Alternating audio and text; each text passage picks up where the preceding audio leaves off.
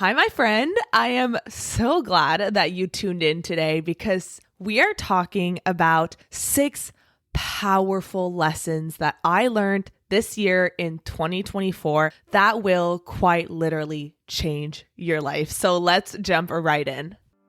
Welcome to the Live Unrestricted podcast, a show where you'll learn how to heal your relationship with food and your body so that you can focus your time and energy on more important things like your personal growth. I'm your host, Sabrina Magna, food freedom coach, and my mission is to help make your life happier and healthier without stress, overwhelm, or guilt about food.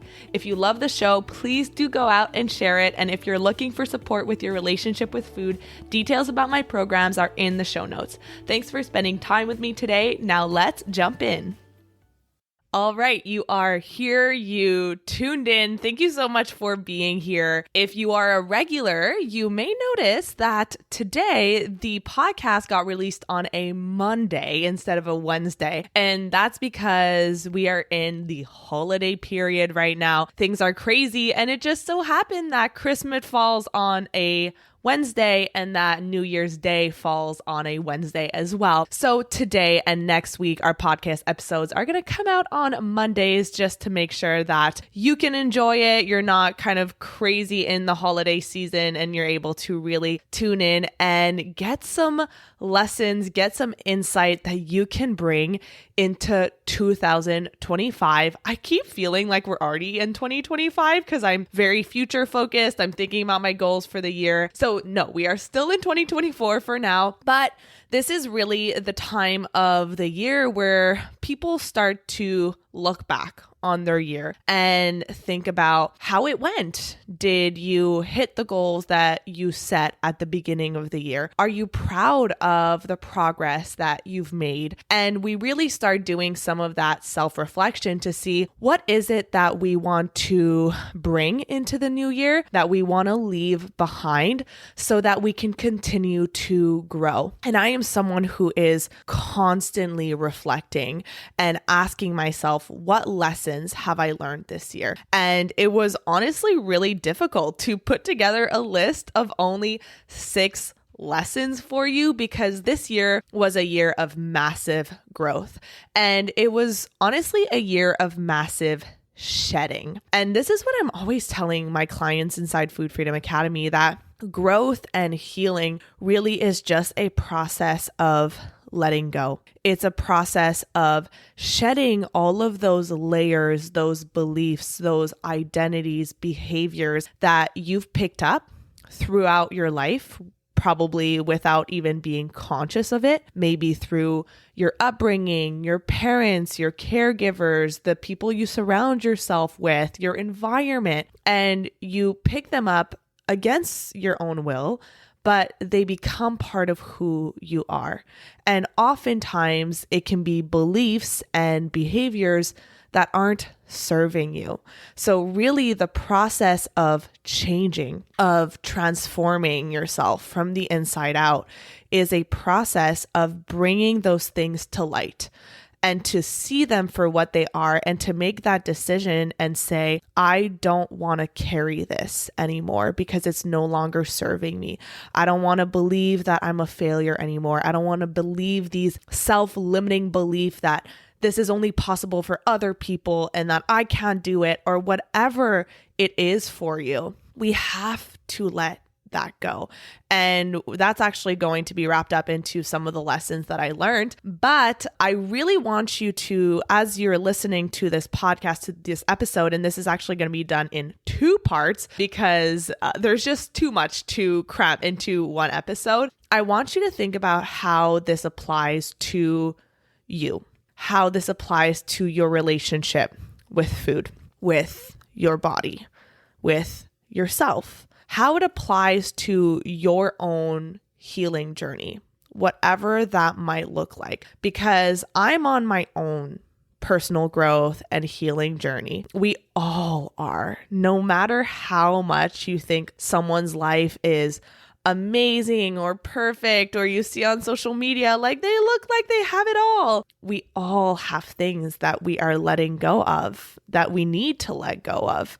No one grew up in a perfect environment. So really being able to tune inwards and ask yourself, how can this apply to me? And there's a big reason, right? Like right now, this is the time where people are starting to think about New Year's resolutions or please God, I hope at this point, if you've been listening to this podcast for long enough, that you are not planning on starting a new diet January 1st and you have full autonomy and independence over your own body and over your own choices. But if you need to go back to, I think this was a year ago, or it might even be 2 years ago, but near the end of the year, I posted a podcast about why you shouldn't throw yourself back into the diet cycle in the new year.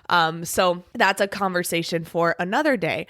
But this is also the time where people start setting resolutions. And there's a reason why the last stat I saw, and I don't know how accurate this is, but the last stat I saw was that 9% of New Year's resolutions end up being followed throughout the year.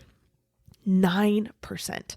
And I have an opinion as to why I think that's happening. And I think the biggest reason why this is happening is because when people set New Year's resolutions, it's often based off of, what do I want to do, right? I want to work out X times a week. I want to cook at home more. I want to go out more. Like all of these behaviors of what you want to do differently. But if you're one of my clients inside the program, you know this, or if you've been listening to the podcast, you probably have an idea of this too, that the behavior that's being done is being controlled by the person that you're being, which means that the doing is only as good as the being doing the doing. I know that's a lot of words, so let me deconstruct that. The behaviors that you're taking are coming from the identity that you hold. So if you're not even sure what your identity is, we all have multiple identities. And a good way to have clarity on what that is, it's what comes after I am. I am a mother. I am a teacher. I am a sister. There could also be more on the dark and negative side. I am a failure. I am incapable. I am not committed. I'm undisciplined. Or I am successful. I am proud of myself, right? So the identity that you hold is also going to influence the beliefs that you have about the world, about yourself, about your capabilities. So if you have this idea that I'm uncommitted or I'm unsuccessful or I can't do anything that I set my mind to, then your beliefs are probably going to be, what's the point, right? Or everything I try to do, I only do for a few weeks before I fall right back into my old patterns. And so those subconscious beliefs, and you now know how important your subconscious mind is and controls 95% of your day and of your life. Those subconscious beliefs are going to be manifested in your environment, in your behaviors. So you might try to start working out or start cooking more at home or whatever it might be. But if you have a belief that you can't actually change, or if you have a belief or an identity, should I say, that you're not someone who takes care of yourself, you are not worthy of taking care of yourself, maybe you never grew up that way, then your behaviors are only going to be temporary. So when we go back to why I think resolutions fail is because most people focus on the doing instead of who was I being this year?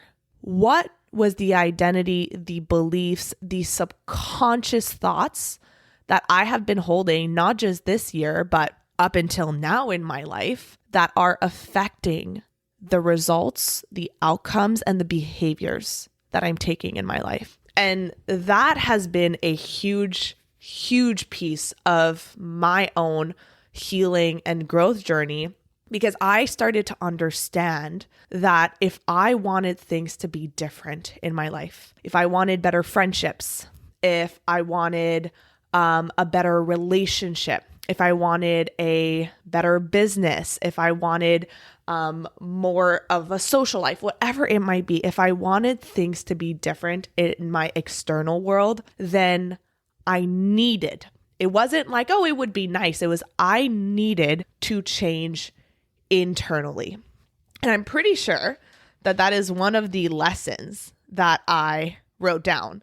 So actually, yeah, we're going to jump around because I'm looking at it, and the lessons that I wrote down, they're not in any particular order, but I'm going to start here.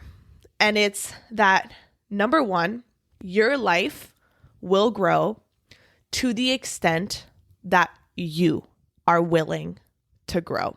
So I'll say that again, write that down. Your life will grow to the extent that you are willing to grow. Most people want things to be different. They want a better life. They want change.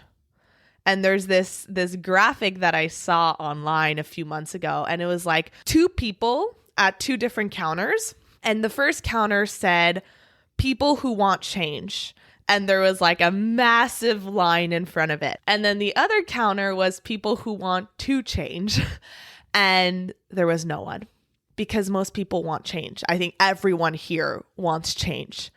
But to change, to actually look internally, to do the uncomfortable work, to confront those parts of you that are creating your external reality, that part takes a little bit more effort, and maybe even a lot more effort. There's a quote that says that your life is a mirror and will reflect back to the thinker what he thinks into it.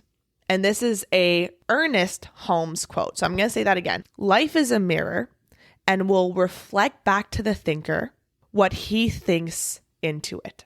So if you're noticing that you're experiencing the same kind of unfulfilling, surface level, one-sided relationships in your life, or that people keep making really inappropriate or offensive or just impolite, rude comments to you, you're feeling like the people that you have in your life aren't fully seeing you or respecting you, it's so easy to blame the person. And trust me, I know it is so much easier to think that things are just happening to you, that you're unlucky, that you're the victim. And I was having a conversation with one of my coaches in Arizona. As you know, I went to Arizona a few weeks ago, and I wanted to do a full episode on how that went and some of the lessons that I learned. And this ties into that because a lot of the lessons that I learned got solidified during that trip. And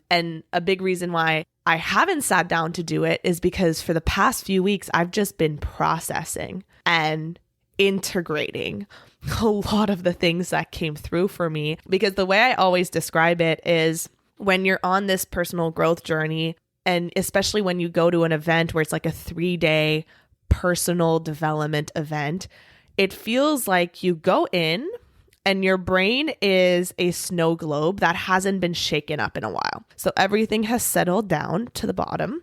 And then you go to this event and you get taken through exercises and meditations, and there's a lot of crying, and that snow globe gets shaken up.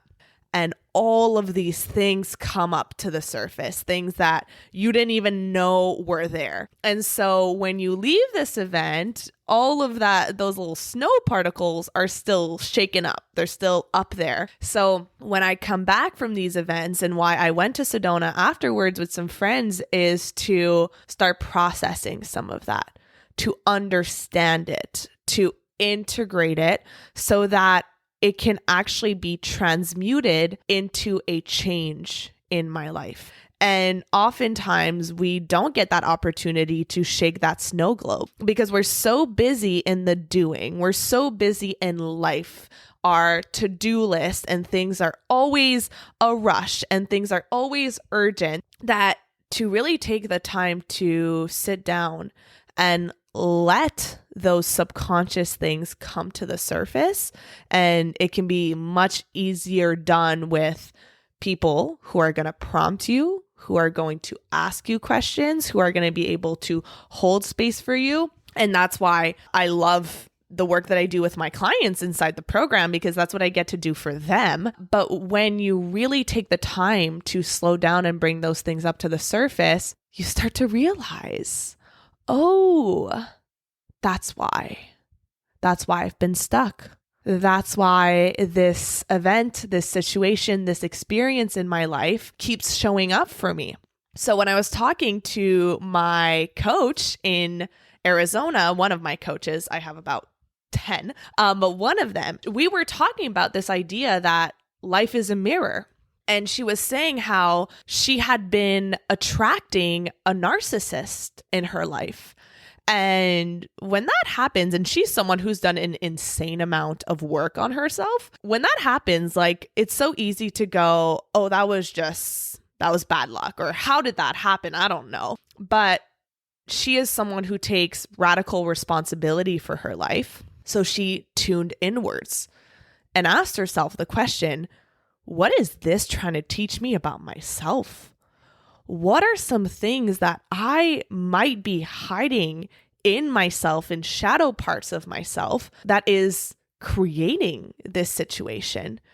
And when you can look at every situation in your life as trying to teach you something, and that's like a big reason why I'm doing this episode, is because I now see, and I say I now see because it wasn't always like this, but I now see everything in my life, the good and the bad. And I don't really think that you can even label them as good or bad. I would say expansive or challenging. I see them as lessons. Every single thing that happens in my life, even if in the moment you don't see how the heck is this trying to teach me something? How is this trying to show me something? Sometimes it takes some time. It takes some time to move away from the challenge and to look back on it and say, oh, okay, I see what this was trying to teach me. And if you keep repeating the same thing in your life over and over again, so we'll use the example of dieting, because that's probably the easiest example to use for this podcast, because probably 99% of you can relate to this. The diet after diet after diet, the on the wagon, off the wagon, on the wagon, off the wagon. Most of the people that I work with have been in the same struggle with restricting and feeling obsessed with food and overeating, not for like a few months or a few years. It's typically multiple years or even multiple decades. So we can then ask ourselves the question, and I would say that most people, the question they ask themselves is, what's wrong with me? Why am I broken?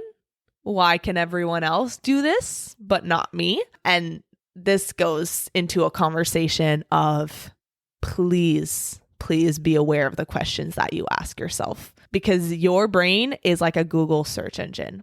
So it's going to go to work to answer any question you ask. So if you ask yourself the question, what's wrong with me? Oh, well, your brain is going to come up with all of these wonderful reasons as to why there's something wrong with you. It's going to go into your memory bank and pull up all of these different ways that you failed or haven't done something right. So most people will ask themselves those questions. However, imagine if you were to look at the decade-long battle with food and dieting, and you were to actually ask yourself, what is this trying to teach me? What am I not seeing here? What is happening internally that is creating this perpetual cycle in my life? And that right there, oh my goodness, the amount of insights and knowledge and breakthroughs that you're going to experience, because you're going to see how much, and this is where we talk about identifying the root cause of your struggles with food. you're going to realize, oh, it's all internal, and it has nothing to do with willpower or discipline, and it has everything to do with the way that I see myself, or the way that I see food, the way that I was raised. So if we look at this repeated perpetual cycle with dieting, instead of thinking that the lesson is that you just haven't found the right diet yet, right? Or that you don't have enough willpower or discipline to stick to it, well, you might realize that, oh, I started dieting when I was feeling this deep need for control in my life. Or I started dieting because I felt like that was the only way to feel worthy in my family that demonized being in a bigger body. Even though I was just a kid, I was doing the best that I can, and I was put on Weight Watchers when I was 12 years old. You might realize for me, it really was this sense of needing control, needing something to focus on in my life that I felt like I could really manipulate. It also came with feeling like I always needed to be perfect. I had the highest standards in the world. And so if I'm going to do something, I'm going to do it really, really right. And dieting and food issues are just a symptom. They are a symptom trying to show you something deeper, some root causes that you haven't addressed yet. And there's this analogy that, let's say that you keep getting an email, and it's like one of those fraud emails, like not spam emails, but those emails that are telling you that there's been fraudulent activity on your credit card. But instead of reading the email, you see an email come through and you delete it. Another email come through and you keep deleting it. Well, the problem here is not the email. The problem is the message in the email letting you know that there's been fraudulent activity, and it's not going to stop sending that email until you open it and you look at that message. So if you are noticing in your life that you're repeating the same patterns over and over again, the same thing is happening where you start a diet, you fall off, blah, blah, like, you know the deal. You know how it is. If you are so frustrated because you feel stuck and you don't know how to get out, well, maybe it's because you're not reading the message inside of the email. So every time that you go through that diet cycle, it's like, oop, I'm just going to delete the email. I'm not going to look at the message that this is trying to send me. I'm just going to delete the email, and I'm just going to try harder, and I'm just going to do better. And then you go through it again, and whoop, you get that email again, but you don't want to look at the message, so you delete it again. Well, what happens is it gets worse over time. The fraudulent activity just continues and gets worse. And how long are you going to ignore the message? And how bad are you willing to let it get before you finally say, okay, I'm going to open up that email. I'm going to stop deleting it. I'm going to open up that email, and I'm going to look at the message that this is trying to send me. So that is my first lesson, which is your life will grow to the extent that you are willing to grow. And this has been so true for me. I have grown. I just got full body chills. So that's when I know that this is important. I have grown so much personally this year, and it hasn't always been easy. It's actually been quite challenging in many ways. But it's also been the thing, and I'm getting very emotional right now because it's also been the thing that I am the most proud of, because I did the hard thing, right? So many people are stuck. So many people are unhappy, but they don't look at what's going on internally. They don't look at themselves. And when you don't take that time to ask yourself, what is this trying to teach me? What do I need to change? Then nothing around you is going to change. So that's my lesson number 1. Now, lesson number 2, I'm going to see which of these that I wrote down is the best to follow. And I think it's going to be this one, which is that your willingness to let go will determine how fast you grow and heal. So that's my second lesson from 2024 is your willingness to let go will determine how fast you grow and how fast you heal. And full body chills again. So what I mean by that, and this really goes hand in hand with that first lesson, is that once you do see those things that you need to let go of, I'll give you some examples for me. Some of the things that I really noticed that I needed to let go of this year was this unhealthy attachment to the results in my life. So if I was working on a new project and I had a goal for it, well, my mind used to be so attached to hitting this goal.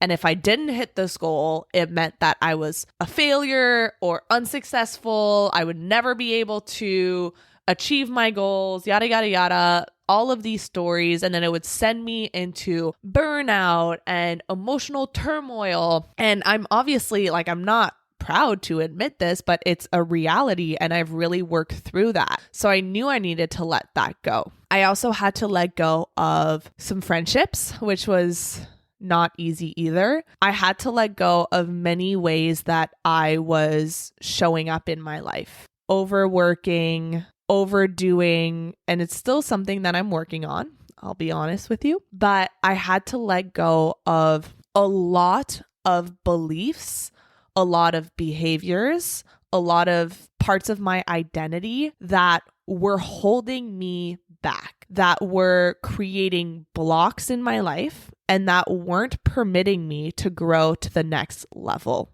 that I knew I was capable of growing to. And I've been to, at this point this year, so last year in 2023 in December, I went to the same retreat that I went to this year. It was in California. And then I went to another retreat in April in Arizona. And I went to another one in August in California again. And then I went to the one in Arizona this year in December. And all throughout the year, I've been working with coaches and an amazing group of other entrepreneurs who are doing phenomenal things, who are just really the best humans. And every time that I've really gone to these events or I've gone to coaching calls and I've been able to notice something inside of me that was holding me back, well, then you have the decision to say, am I going to keep doing this? Or am I going to keep thinking this? Or am I going to choose to let it go? And it sounds so much easier said than done. It really does. If we bring it back to you and you ask yourself, what is one thing that I know I need to let go of? Maybe it's a relationship in your life, that's no longer serving you, that's actually creating more pain for you. Or it's a pattern of behaviors. I know I need to let go of restriction. I know I need to let go of compulsive exercising. Or it could be a belief. I know I need to let go of the belief that I can't change. Whatever that might be for you, I do want you to take a second to ask yourself, what do I know I need to let go of?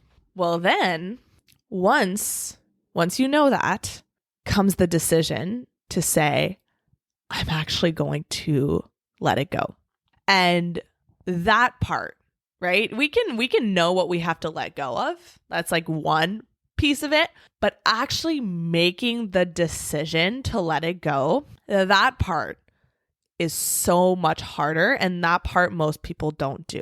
And the reason why is because it has become so much part of you. It has been ingrained in you, in your identity, in your ego, in your nervous system, that to let it go feels like a part of you is dying. And I actually was telling my clients about this last week, about how I had to shed a lot while I was in Sedona, and that there are parts where you realize, oh, this is going to help me move forward. Like this is going to make my life better. You know that intellectually to make the decision. And like, I'm really emphasizing the word decision because to make a decision is to cut off any other possibility. So to make a decision is to say, I am cutting off all of the other possibilities in order to move forward. So if you make a decision to end a friendship or to end a relationship, you are making the decision to cut off the possibility of putting your energy and putting your time into that. Does that mean that if that person changes or if that person really shows you that they are worthy of spending time with you, that they can't come back into your life? No, absolutely not. But at that point, now you're going to have to make a decision to say, is this still aligned with the life that I am creating? So learning to let go will determine how fast you grow and heal. Because if you are just kind of having one foot in, one foot out, 1 foot towards your new life, 1 foot towards your old life, well, your comfort of familiarity is going to win every time because your nervous system will always choose a familiar hell over an unfamiliar heaven. So you will get pulled back. You will get pulled back by your old life, by your old behaviors or old beliefs, your old relationships, and that will not allow you to grow to the next level. All right, so that's my second lesson for you. Let's see which one I want to do next. So the next one, my third lesson for you is, I briefly talked about it, which is that learning to be detached is one of your biggest superpowers. So if you're not sure what detachment means, I'll give you some definitions here, but you can also go back to listen to my episode with my good friend, Rachel Hepner. It was a few weeks ago, and we did touch on our own personal journeys with detachment this year that we both had to learn. But the dictionary definition of detachment is the state of being objective or aloof. So detachment is the process of letting go. So we talked about letting go, or being flexible in achieving what you want.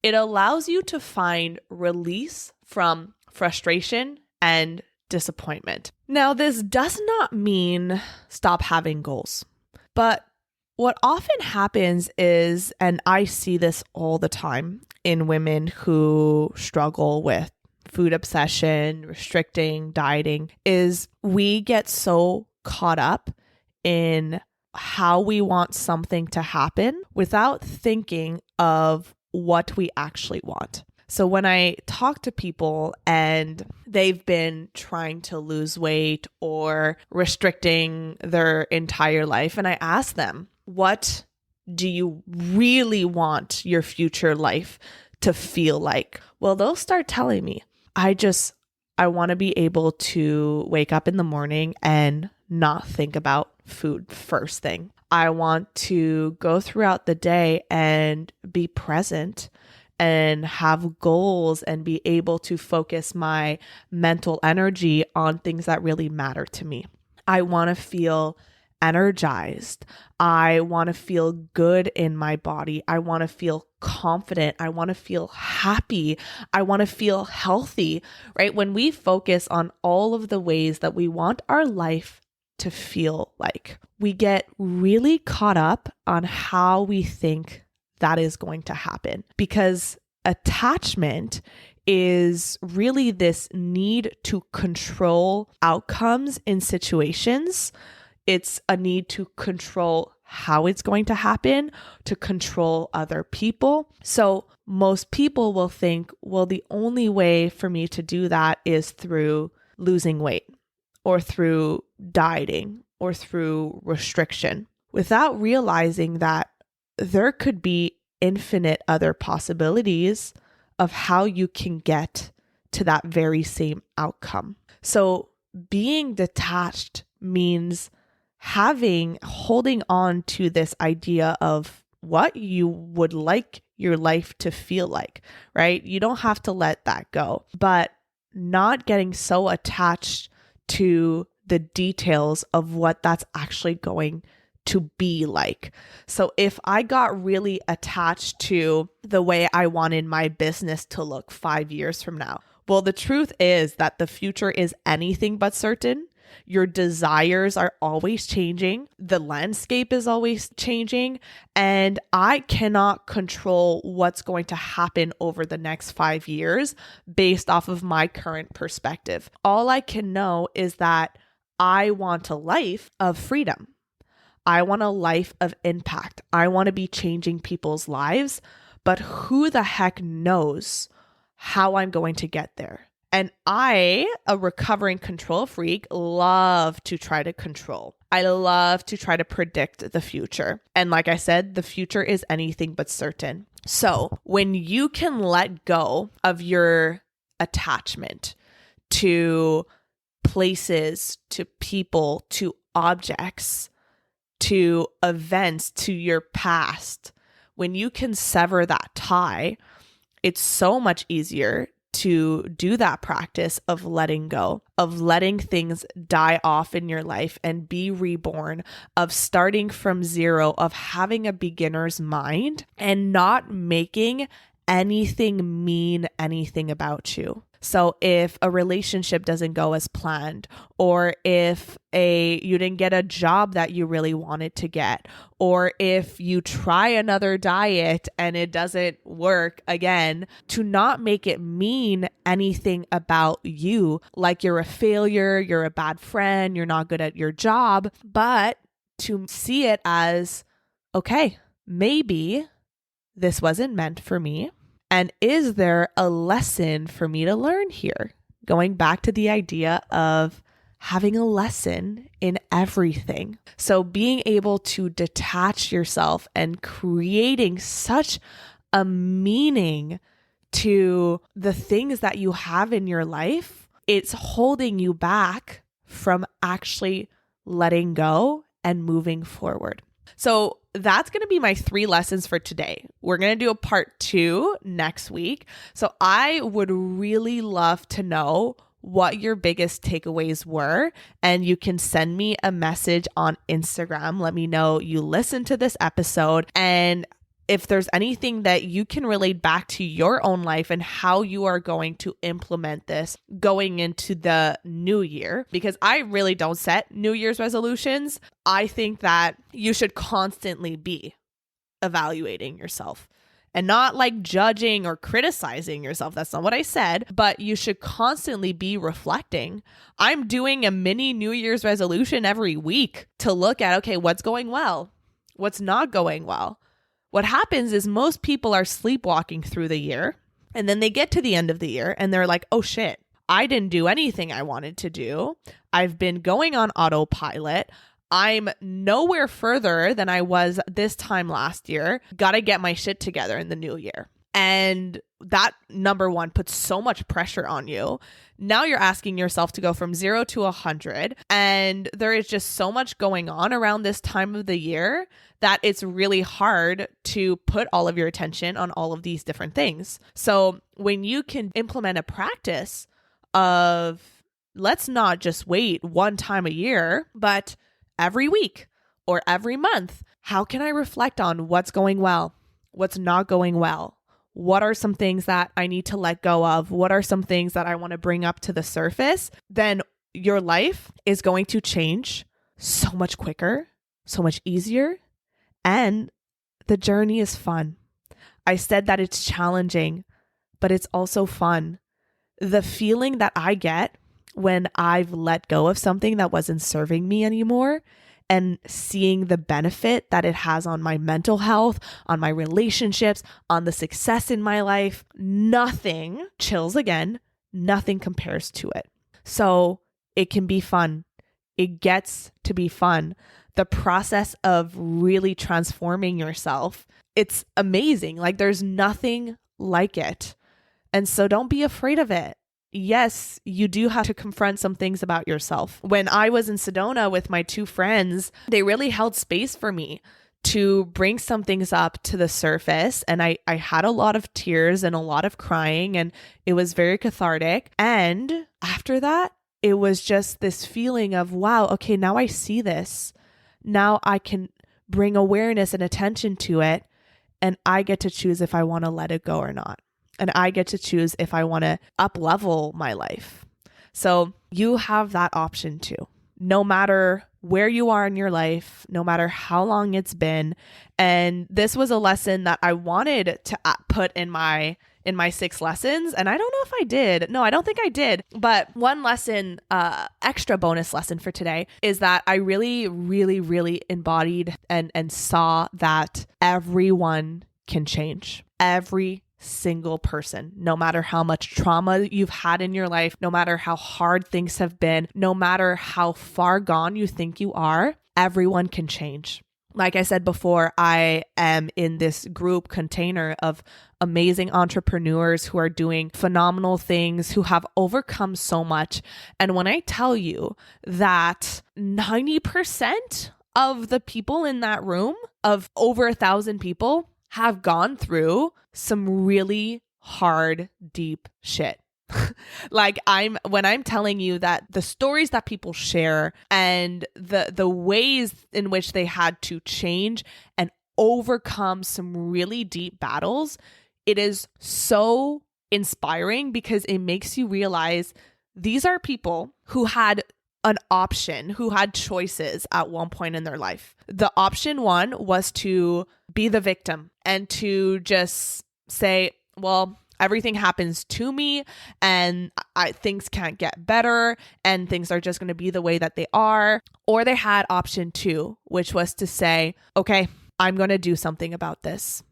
It's going to be hard. It might be an uphill battle at times, but this is not going to be my story. This is going to be my strength. And there's a reason why all the entrepreneurs in that room are so freaking passionate about what they do and helping people. There's people who are helping others overcome trauma or raise resilient kids or be better conscious mothers or whatever it might be, like making really, really important impacts on this world. And the reason why they're doing it is because they had to overcome their own stuff and they saw how much it changed their lives. So everyone can change. Every single one of you can change, but it is a decision to make it happen. It is a daily decision. Small decisions, big decisions, but it does have to come down to choice. So send me your biggest takeaways in the DMs and I will see you next week, next Monday for part 2. I hope that whatever you celebrate during this time, you are able to really be with your loved ones, to be present, to enjoy this time. Take pictures, right? Even if you're not used to doing that, take pictures, eat the foods that you love, allow yourself to rest and be off of schedule and, just allow yourself to be flexible. I'm going to be doing the same. I love you so much. Thank you for being here and I'll see you next week. Thank you so much for listening to today's episode. If you found it valuable, I would love if you would share it with someone you know that could benefit. If you're loving the show, don't forget to subscribe over on Apple Podcasts so you don't miss a single episode. I really love hearing feedback from you, so please leave a rating and review over on Apple to help us get in the ears of more people who need it the most. Finally, come hang out with me on Instagram at Sabrina Magna Health for more educational content and get up close and personal with me. Thank you so much for being here, and I'll see you on the next episode.